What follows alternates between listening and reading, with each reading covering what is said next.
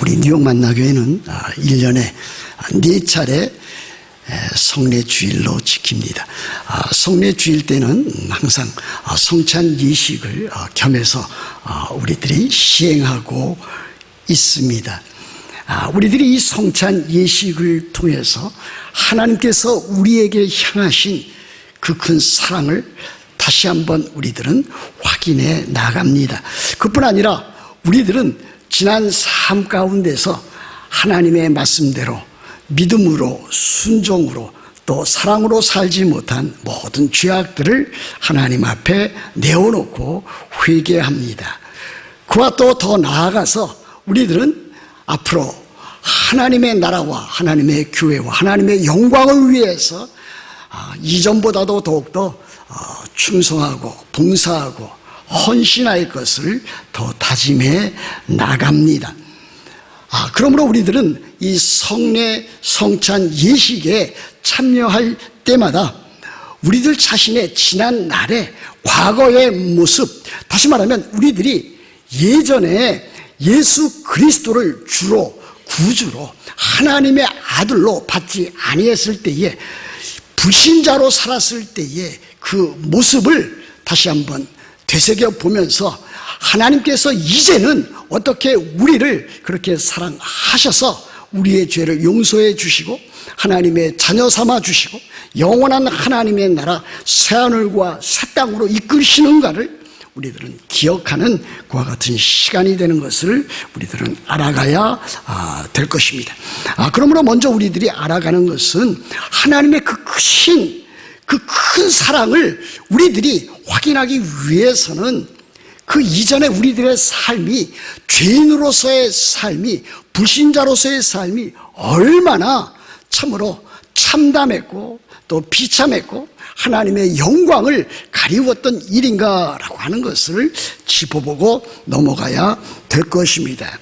그와 같은 일이 오늘 성경 본문에 아주 잘 그렇게 나타나 있습니다. 과거에 우리 죄인 되었던 그 모습, 불신자로서의 삶의 모습은 어떠하였습니까? 첫 번째는 우리의 그 모습이 연약한 상태에 있었다라고 하는 것을 보여줍니다. 6절 말씀에 보면 우리가 아직 연약할 때에 그랬습니다. 이것은 우리가 그리스도인이 아닌 불신자로서의 삶을 살 때에 불신자의 모습을 보여주는 하나의 중요한 표지입니다. 그때의 삶을 일컬어서 우리가 연약했다 이렇게 지적하고 있습니다. 물론 영어로는 영어 성경 보시면은 영어로는 어떤 성경에서는 weak, 연약하다, 약하다 이렇게 표현해 놓고 있습니다. 그러나 이 약하다라고 하는 것은 사실은 아무 일도 할 수 없는 아주 무능한 또는 무력한 그 상태를 말하고 있습니다. 그러므로 이 weak라고 하는 것은 연약하다라고 하는 것은 육체적으로 연약했다라고 하는 것을 말하는 것이 아니고 영적으로 무력한, 영적으로 자기 스스로는 아무것도 할 수 없는 그와 같은 상태를 말합니다. 파월리스입니다. 헬플리스입니다. 그리고 더 나아가서 이것은 곧 어쩔 수 없는 그 상태 가운데 빠져 있는 그와 같은 모습을 말합니다. 그렇지 않습니까? 하나님을 떠난 인간은 그 스스로 하나님의 베푸시는 그 은혜를 받을 만한 아무 자격도 없고 어떠한 생명도 갖고 있지 못한 것을 우리들에게 가르치고 있습니다. 그래서 에베소서 2장 1절 이하에 보면은 우리의 그전의 그 상태를 가리켜서 죄와 허물로 죽어 있었다 그렇게 말하고 있습니다. 하나님과 단절되어져 있었다. 하나님과 교제 상태가 전혀 없었다. 하나님의 생명을 전혀 가지고 있지 아니했다라고 하는 것을 우리들에게 가르치고 있습니다. 두 번째 상태는 어떠한 상태였습니까? 우리가 불신자였을 때의 상태를 일컬어서 경건치 않은 자의 상태였다, 이렇게 말하고 있습니다. 이어서 이렇게 되어 있지 않습니까? 우리가 아주 연약할 때의 기약대로 그리스도께서 경건치 않은 자를 위하여 죽으셨도다. 우리가 지난날 예수님을 믿지 아니한 그 불신자의 상태의 모습을 경건하지 아니한 상태라, 이렇게 보여주고 있습니다. 경건치 않다라고 하는 것은 무엇입니까? 하나님과 관계 가운데서 인간은 마땅히 하나님을 영화롭게 하고 하나님을 기쁘시게 하고 하나님의 뜻을 따라서 이 세상에서 하나님 사랑, 형제자매 사랑, 이웃 사랑을 해나가야 할 그와 같은 존재임에도 불구하고 경건하지 아니함으로, 하나님과의 그 관계 가운데서 경건치 아니함으로 그는 그와 같은 삶을 살 수밖에 없었다라고 하는 것을 또한 우리들에게 가르치고 있습니다. 결국 그래서 참으로 사람들은 마땅히 하나님을 믿고 하나님을 알아가고 하나님과 교제하고 하나님과 동행하고 하나님의 거룩한 뜻을 이 땅 위에서 이루어가야 되는 사람이어야 됨에도 불구하고 경건치 아니함으로 그와 같은 일들을 전혀 할 수 없는 상태로 떨어져 있는 것을 보여주고 있는 것입니다. 세 번째는 어떠한 상태였음을 보여주고 있습니다. 8절에 그것이 나와 있지 않습니까? 8절 말씀에 보면 우리가 아직 죄인 되었을 때에 그랬습니다. 결정적인 것입니다. 우리가 연약할 때에, 그것을 넘어서 우리가 경건치 아니했을 때에, 그것을 넘어서 우리가 정말 죄인 되었다라고 하는 것을 아주 직설적으로 우리들에게 강하게 표현해 놓고 있습니다. 죄로 인해서 사람은 어떠한 존재가 되었습니까? 첫사람 아담의 타락으로 인해서 죄가 세상에 들어왔습니다. 이 세상에 태어나는 모든 사람은 그야말로 원죄, 그야말로 정말 그 오리지널 신에 묶여 있어서 하나님의 형벌 아래 놓여 있고 하나님의 진노 아래 놓여 있고 하나님의 심판 가운데 놓여 있고 율법의 저주 가운데 놓여 있음을 그렇게 보여주고 있습니다. 사람들은 이것을 인정하지를 않지만 하나님의 말씀은 바로 이 세상에 태어나는 모든 사람은 죄 아래 놓여 있다고 그렇게 강하게 말씀하고 있습니다. 그래서 로마서 3장 23절에 보시면은 모든 사람이 죄를 범하였음에 하나님의 영광에 이르지 못한다고 하였습니다. 이 세상 모든 사람이 태어날 때 죄인으로 태어나기 때문에 하나님의 영광에 다다르지 못한다고 하였습니다.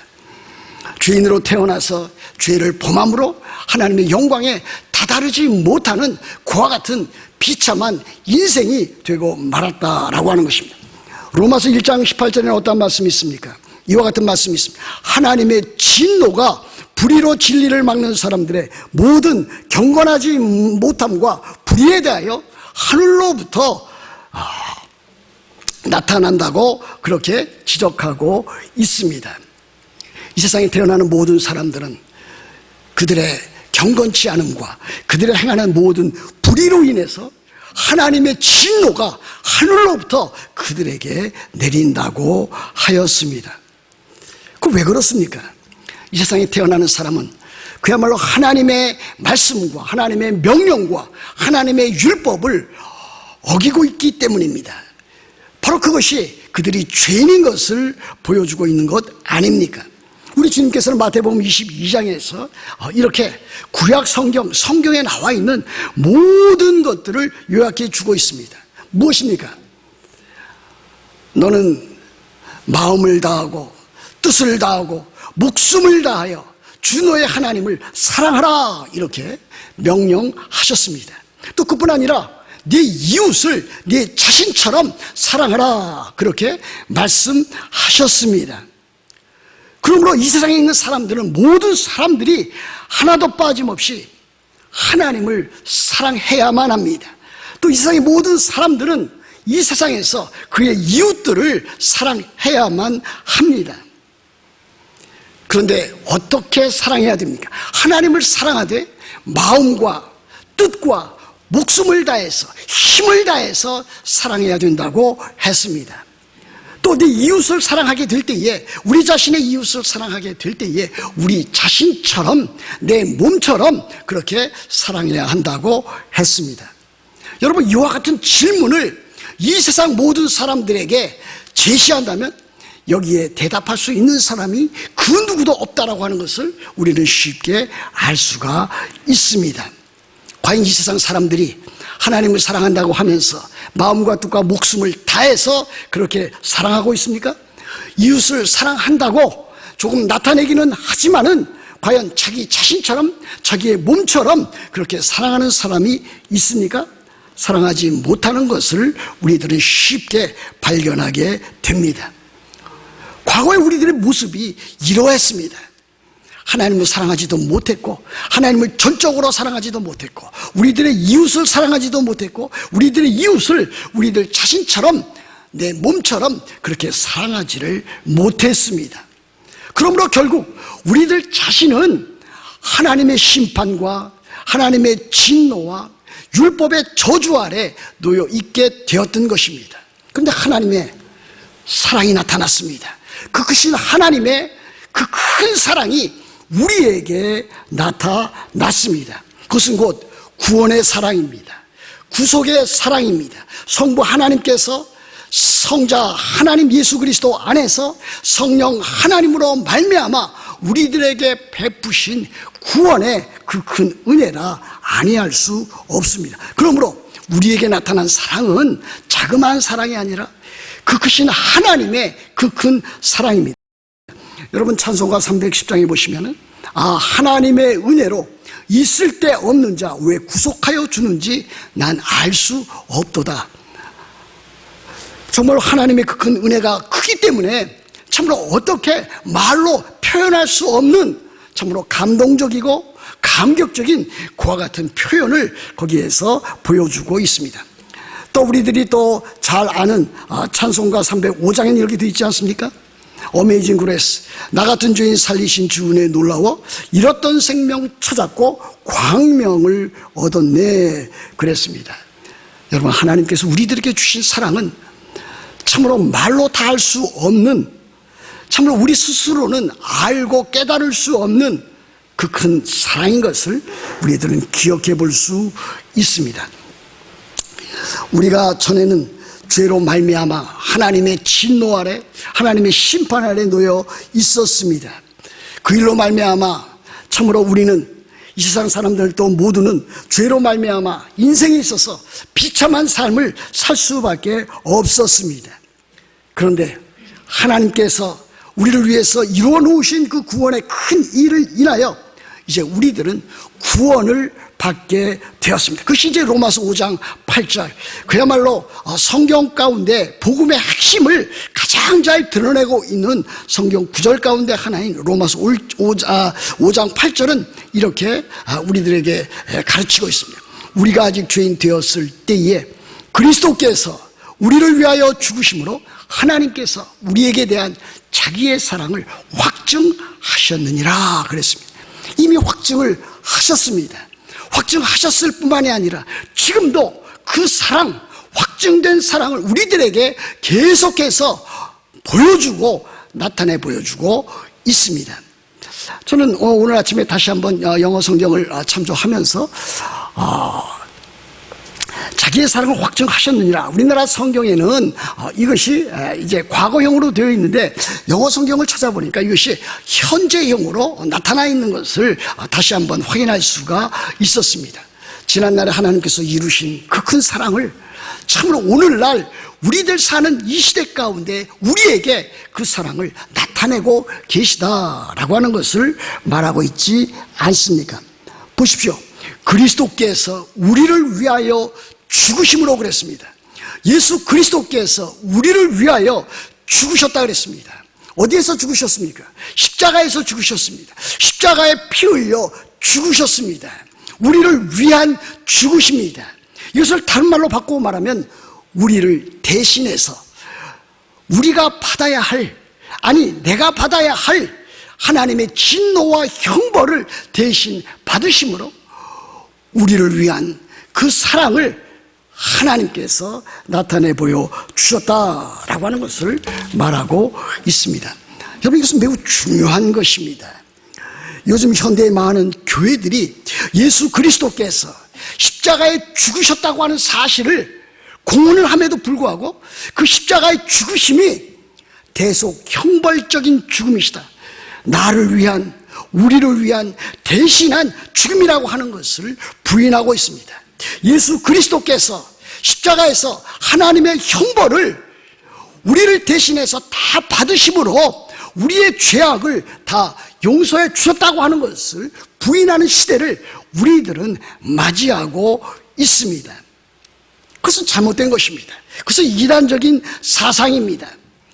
예수 그리스도께서 십자가에 죽으신 것은 우리를 위하여, 우리를 대신해서, 우리 죄를 대신해서 우리들이 받아야 할 마땅한 하나님의 진노와 형벌을 대신해서 죽으셨다라고 하는 사실입니다. 정말 얼마나 놀랍습니까? 거기에 바로 그 크신 하나님의 그 큰 사랑이 나타나 있습니다. 이 사랑으로 인해서 우리가 죄 사함을 받았습니다. 죄 용서를 받았습니다.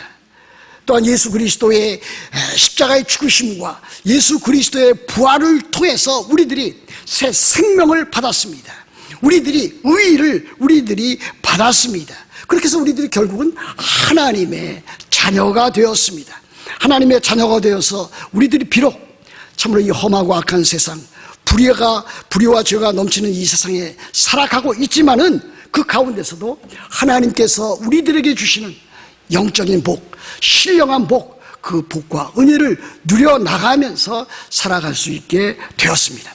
여러분, 갈라디아서 5장 22절 23절에 보면 오직 성령의 열매는 여러 가지 9가지 열매를 나타내 보여주고 있지 않습니까?